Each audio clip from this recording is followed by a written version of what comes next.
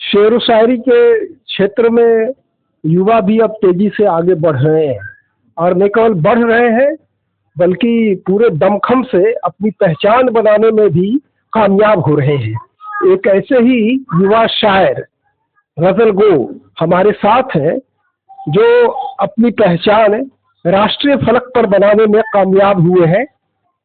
कटिहार के फलका प्रखंड के सालेपुर के रहने वाले ये युवा शायर इत्तेफाक से भागलपुर से ये दिल्ली कमर तांबा के आवास पर पहुंचे हुए हैं, और आज इनको दिल्ली निकलना है साहित्य आज तक में शिरकत करने के लिए। और ये सादत जो है कभी लोगों को प्राप्त होती है। साहित्य आज तक एक ऐसा प्लेटफॉर्म है जिसमें युवा शायर, गजल गो, अभिनेता, नेता ये प्लेटफॉर्म फराहम करती है साहित्य आज तक। कटिहार के फलका प्रखंड के युवा शायर से हम खुद जो है रूबरू हो रहे हैं और इनसे पूछेंगे शम्स पे तवरेज सालेपुरी इसलिए कि इनका जो गांव है, इनका पंचायत है सालेपुर पड़ता है फलका प्रखंड अंतर्गत, इसलिए इन्होंने अपने नाम के साथ सालेपुरी जुड़ा है। सबसे पहले बहुत बहुत शुक्रिया है कि आप अपनी इतनी व्यस्तताओं के बावजूद आज आप दिल्ली निकल रहे हैं साहित्य आज तक में शिरकत करने के लिए वक्त निकाला, इसके लिए आपका धन्यवाद। बहुत बहुत शुक्रिया आपका भी कि आपने मुझे इस लायक समझा। आज मेरा आप साक्षात्कार कर रहे हैं, इंटरव्यू कर रहे हैं, इसके लिए आपका बेहद शुक्रिया। अच्छा, आप नौजवान शायर हैं, साहित्य आज तक में आप शिरकत करने जा रहे हैं, ये बड़ी चीज होती है? बिहार जैसे पिछड़े जिलों में सीमांचल का कटिहार है, साहित्य आज तक में आप कब से शिरकत कर रहे हैं? मैं 2017 से इस प्रोग्राम में शिरकत कर रहा हूं और लगातार मैं जाता हूं इस प्रोग्राम में, बड़े बड़े शायरों अदीबों को सुनता भी हूं और अपनी प्रस्तुति भी देता हूं। बहुत अच्छा। आपको प्रस्तुति के लिए बुलाया गया 21 नवंबर को है ना? नहीं, ये सालाना प्रोग्राम चलता है साहित्य आज तक का, ये नवंबर के महीने में होता है। और इस बार जो है ये तारीख 21 और 22-23 ये 22-23 बिल्कुल ये 3 दिवसीय कार्यक्रम चलता है साहित्य आज तक का। तो आप तो नौजवान हैं, तो आपको शेर व शायरी करने की प्रेरणा कहाँ से मिली? ये बड़ा अच्छा सवाल है आपका, क्योंकि जो भी लोग मेरा इंटरव्यू करते हैं इस तरह के सवाल जरूर पूछते हैं कि आपको प्रेरणा कहाँ से मिली। देखिए, मैं आपको बताना चाहता हूँ, मेरे एक सर हैं जिनके पास मैं ट्यूशन पढ़ा करता था, उनका नाम तनवीर राही सर हैं, और वो शायर तो नहीं हैं लेकिन बहुत बेहतरीन लेखक हैं। वो कहानी लिखते हैं, कविताएं लिखते हैं। तो जब वो कहानी कविताएं लिखते थे तो वो मुझे फेयर करने के लिए देते थे। थोड़ी बहुत मेरी हैंडराइटिंग ठीक ठाक बनती थी तो वो मुझे फेयर करने के लिए देते थे, और जब मैं उनको फेयर करता था तो मुझे लगता था कि ये जो कविताएं हैं इस तरह की बातें तो मैं भी कर सकता हूँ, इस तरह की बातें तो मैं भी लिख सकता हूँ। तो सर ने मुझे दिया, थोड़ा सा हौसला बढ़ाया कि आप लिख करके दिखाइए। तो मैं बस ऐसे ही तुकबंदी टाइप का कुछ कविताएं वगैरह लिखना शुरू किया, फिर कहानी थोड़ा थोड़ा लिखना शुरू किया। तो सर ने अप्रिशिएट किया मेरे चीज़ों को, उन्होंने कहा कि नहीं, आप अच्छा लिखते हैं, अच्छा लिखने लगेंगे, अभी अच्छा लिखते हैं तो अच्छा लिखने लगेंगे। तो वहाँ से जो शुरुआत हुई आपकी, है ना, तुकबंदी वगैरह में जो आपने लिखना आरंभ किया, तो अब तक वो कायम है?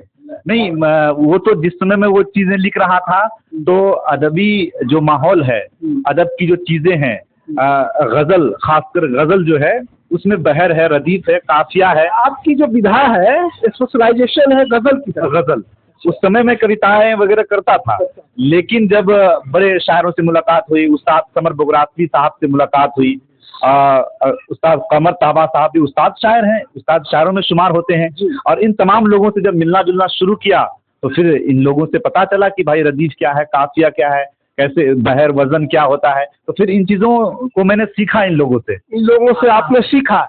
तो ये जो है, ये गज़ल में जो आपने बताया वो तकनीकी चीज है, इसको सीखे बगैर आगे आप बढ़ ही नहीं सकते। बिल्कुल। तो आपकी एकेडमिक करियर क्या है, आपकी पढ़ाई शिक्षा दीक्षा कहाँ? मैं इंग्लिश से ग्रेजुएट हूँ। अच्छा जी। अच्छा, अंग्रेजी से आप ग्रेजुएट हैं, तो अंग्रेजी साहित्य की तरफ भी तो आप माइल हो सकते थे, बढ़ सकते थे, लेकिन उर्दू जैसे कठिन विधा गज़ल गोई को आपने पसंद किया, आपने अपना इसका करियर बनाया है इस क्षेत्र में। बिल्कुल। देखिए, मुझे शुरू से ही था कि मुझे साहित्य, मतलब कि लिटरेचर में हमें आगे आना है, तो इसलिए मैंने सोचा कि कहीं ना कहीं हम जो है उर्दू से ग्रेजुएशन करते हैं।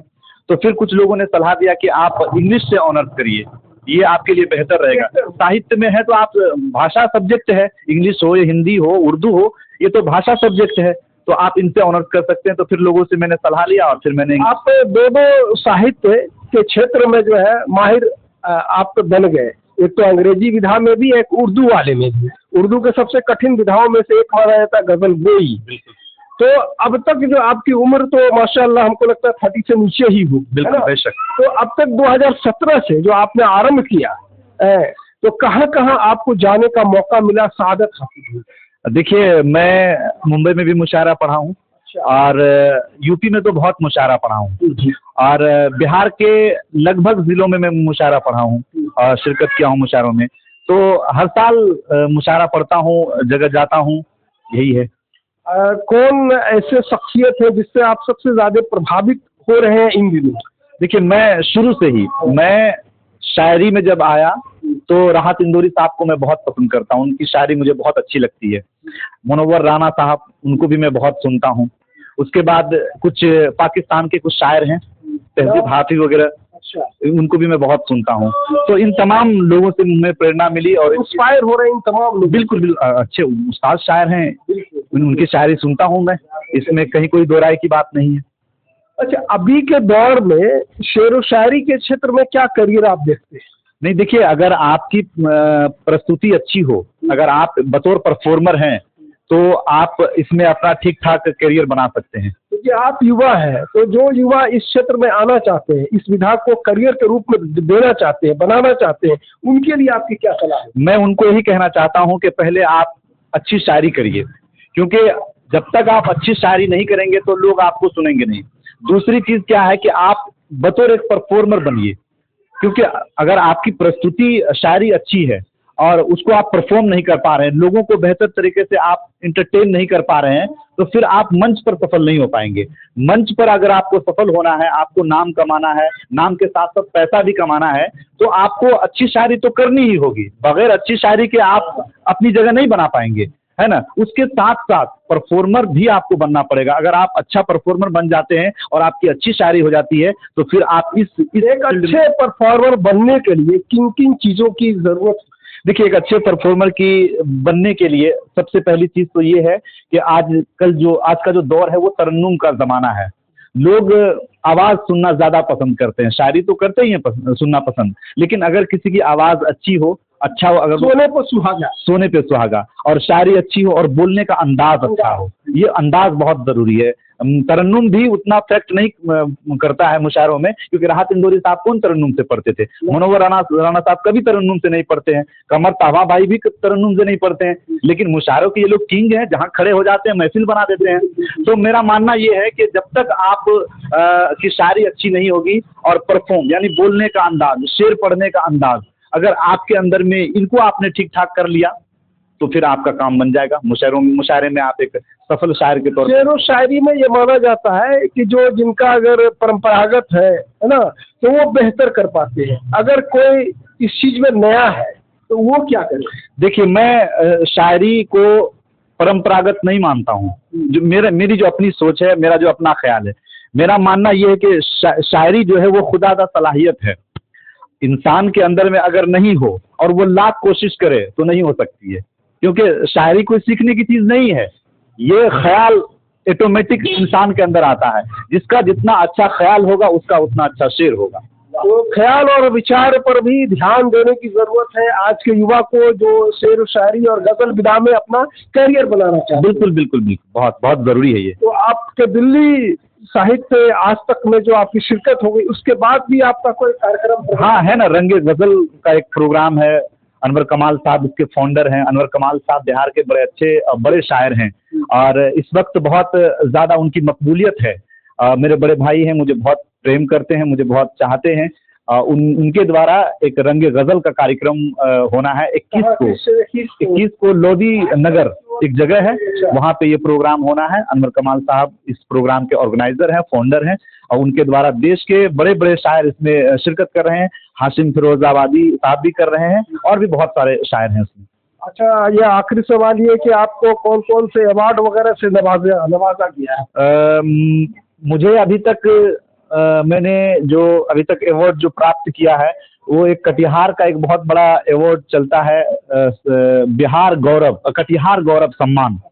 वो भी मुझे 2019 में मुझे वो सम्मान मिला था, कटिहार गौरव सम्मान। उसके अलावा मुझे बहुत सम्मान मिला, मतलब 100-150 सम्मान तो मिले ही है मुझे। 100-150 सम्मान मिला है। तो आगे भी आपको सम्मान मिलता रहे। नए साल में भी आप अपने पूरे जोश खरोश के साथ, पूरे जज्बा से, पूरे ज़मीन के साथ जो है शेर व शायरी मंच पर करें, और बिहार के कटिहार का तो नाम हुआ ही है, पूरे राष्ट्र का नाम करें। इसी शुभकामनाओं के साथ मैं शम्स परवेश को, अच्छा आप, हाँ, आप अपना कुछ शेर जो आपका पसंदीदा हो, वो अगर आप। मैं आपको एक शेर सुनाता हूँ। एक बेवफा ने आज जगाया है रात भर, एक बेवफा ने आज, एक बेवफा ने आज जगाया है रात भर, यादों ने उसकी मुझे को सताया है रात भर, एक बेवफा ने आज। एक शेर और सुनाता हूँ। करते रहे हैं गुफ्तगू परछाइयों के साथ, करते रहे हैं गुफ्तगू परछाइयों के साथ, वादे वफा को ऐसे निभाया है रात भर, वादे वफा को ऐसे। बहुत खूब, बहुत खूब। तो ये शम्स तबरेज़ साहब सालेपुरी है, जिन्होंने अपनी बातों से जो इस फील्ड में आना चाहते हैं उनके लिए भी बहुत सारा संदेश दिया, और आखिर में तो उन्होंने दिल जीत लिया। वाकई में अगर इसी जोश जुनून के साथ हमारे युवा भी इस क्षेत्र में अगर करियर बनाना चाहते हैं तो शम्स तबरेज़ सालेपुरी से मिसाल ले सकते हैं, इनसे आप सीख सकते हैं। तो उन्हीं शब्दों के साथ मैं सईद अनवर, धन्यवाद।